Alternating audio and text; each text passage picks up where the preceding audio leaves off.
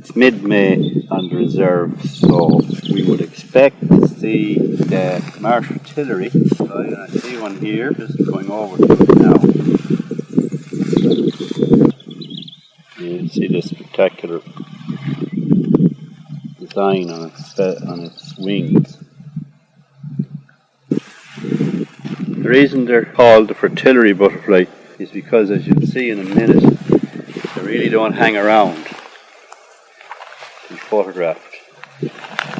They're quite difficult to get close to. See those lovely wings again.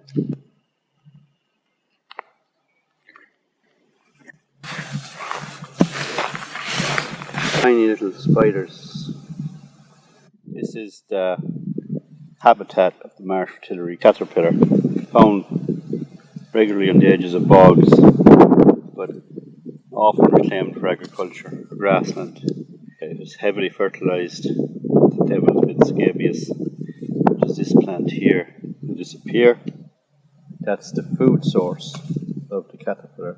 So it's important to maintain this habitat where you have evidence of these butterflies, or they will disappear. Because there's a lot of devil's bit scabious around here. It's now May the 22nd. This is the windiest day that's come in a long time. It's been quite destructive. This is the nest that's been blown out of the tree. That's probably her finished for the year. Probably had eggs in it. It just goes to show the problems that birds and animals have with climate change. More storms we get, more disruption they get. Missile thrushes are not particularly common. They build their nests in the most precarious of places. You'd almost think they were stupid, but if things were normal, they would have raised a clutch in this. Things are not normal. As well as violent storms all year round, we have drought, flood, and everything else helping the demise of our wildlife.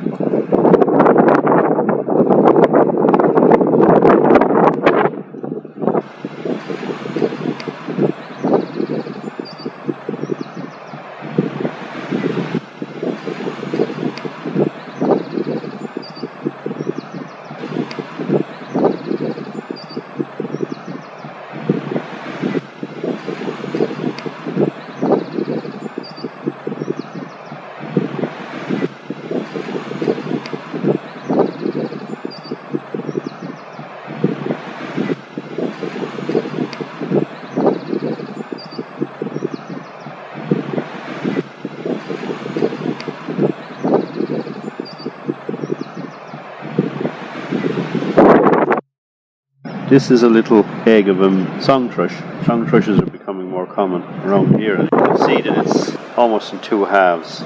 So that egg hatched. It wasn't blown around in the wind or predated on. The little chick chipped around until eventually it broke in two. And the mother then put the little package together and brought it away from the nest. The members of the orchid family are a good indicator of how good your biodiversity is and are particularly susceptible to modern farm practice. This one here, these beautiful specimens, are the bee orchids. So called because you can see here the flower resembles the body of a female bee and apparently has a scent to attract males. Just above them you can see there where the flower attaches the pollen to the back of the bee so it can pollinate other plants of the same species. Fortunately, this bee is now scarce in Ireland. So we don't find it anymore associated with this flower, so it has to pollinate itself. In any case, they're quite exquisite plants found in Longford, not particularly plentiful. Here they're occurring on a Ounamoun railway line close to Ounamoun Nature Reserve.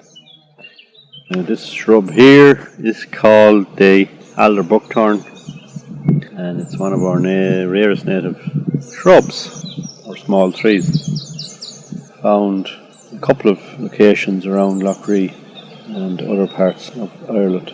It's growing here in Ounamoun at the moment. We're looking here now at the ravages of disease in our trees. There's one example of it here, Chulara or Ash Dayback.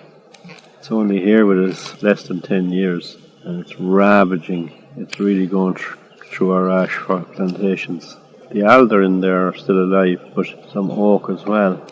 But maybe our plantations should be mixed and less pure monoculture in order to prevent the worst of the disease affecting the viability of the forests in Ireland. Interesting to see this once beautiful healthy tree now bleeding from a scar. Makes one think the tree is crying almost. This specimen here is bird cherry, native to Ireland, but not very plentiful, only found here and there.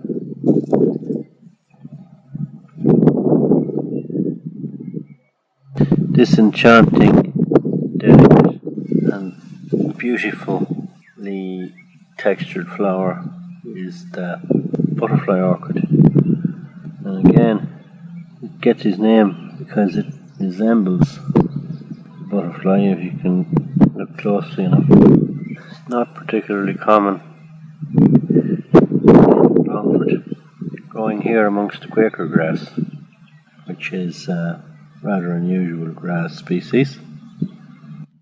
This here is the lesser butterfly orchid, also found in Longford.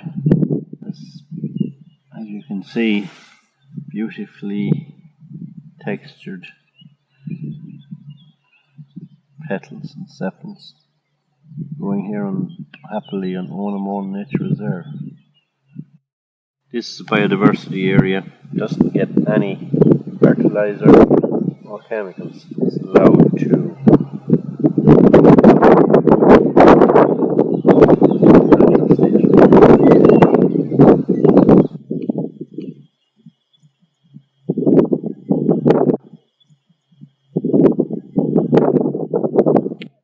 this is the Irish whitebeam, Sorbus area Hibernicus. There are 3 or 4 subspecies.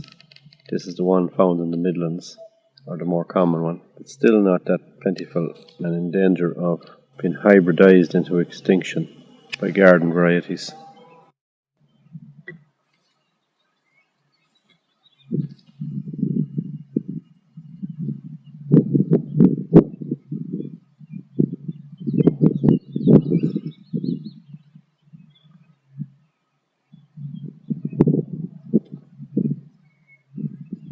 This beautiful plant, standing 7 feet tall, is ordinarily known as the Bulrush, but it's actually the Reedmess. It's just in flower. And when I tap it with the stick, you can see the pollen there drifting away in the breeze. You can see here, it's quite a lovely flower. This is the seed part.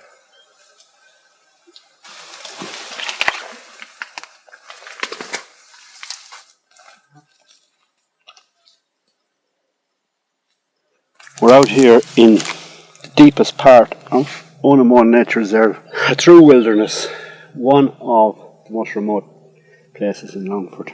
And here we find the giant tussock grass, aptly named because it's very tall, often up to 6 feet.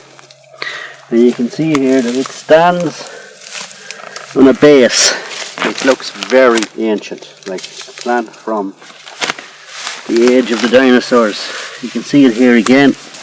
Its buttress is probably hundreds of years old, and it does that because in the wintertime the water floods to above that level, and it does this to stay above the water.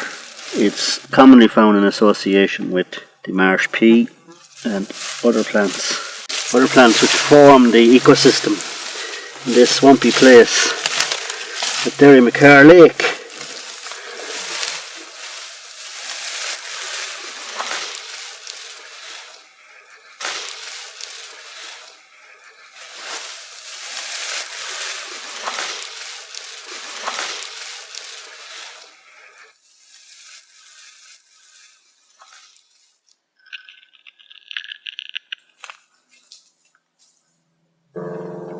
We're here on the shore of Hibernicus Lake. The view is of the stony shore. Much of Ireland would have looked like this after the Ice Age, before soils came to be formed. But here on the edge of lakes, it's remained as it has been for thousands of years. And so, as you would expect, some of the plants associated with that still survive. And these two plants here are two of them. So we have a little complex community here of plants and water germander and some mint and some frogbit, buttercup. These plants are quite rare, but are found on the shore of Lough Ree and other places on the Shannon. And here in this exquisite piece of old woodland, we find the rarest plant in County Longford, the narrow-leaved helleborine. It shows that we don't have much time to save our flora and fauna. We need to be careful. This plant is so delicate, and there are so few of them, that they could be gone in the twinkling of an eye.